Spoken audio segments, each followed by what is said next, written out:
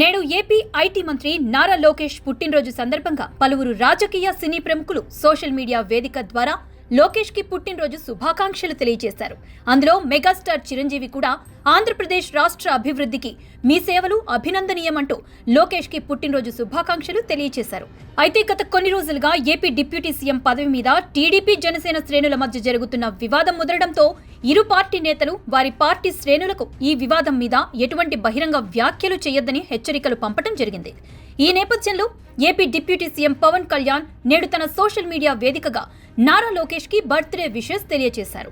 తన సోదర సమానుడైన నారా లోకేష్ కి హృదయపూర్వక పుట్టినరోజు శుభాకాంక్షలు అంటూ లోకేష్ పై తనకున్న ఆప్యాయతను మరోమారు తమ పార్టీ శ్రేణులకు వివరించే ప్రయత్నం చేశారు పవన్. ఆంధ్రప్రదేశ్ ఐటీ, ఎలక్ట్రానిక్ మరియు కమ్యూనికేషన్ మంత్రిగా ఏపీ అభివృద్ధికి తోడ్పడుతున్న మీరు సుఖ సంతోషాలతో ఆయుర ఆరోగ్యాలతో ఉంటూ ఏపీ ప్రజలకు మరిన్ని సేవలు అందించాలంటూ మనసారా భగవంతుని ప్రార్థిస్తా అంటూ పవన్ చేసిన వ్యాఖ్యలు టీడీపీ జనసేన పార్టీల మధ్య సోషల్ మీడియాలో సాగుతున్న డిప్యూటీ సీఎం వివాదానికి ముగింపు పలికినట్టే అవుతుందని అంటున్నారు రాజకీయ విశ్లేషకులు.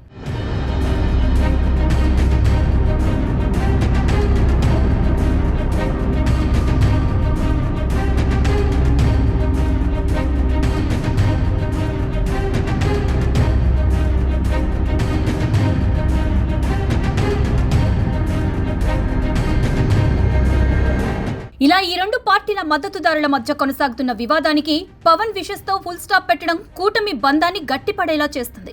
ఏపీ అభివృద్ధి, అమరావతి పునర్నిర్మాణమే కూటమి ధ్యేయం అన్నట్లుగా సాగుతున్న ఈ మహాయజ్ఞంలో ఇలాంటి వివాదాలను టీ కప్పులో తుఫాను మాదిరి ముగించాల్సిన బాధ్యత ఇరు పార్టీల అగ్రనేతల మీద ఉంటుంది. ఇప్పుడు అదే పనిలో అటు టీడీపీ, ఇటు జనసేన అధినాయకత్వం వారి పార్టీ క్యాడర్ కి, లీడర్లకు సున్నితమైన హెచ్చరికలు, బలమైన సూచనలు చేస్తున్నారు.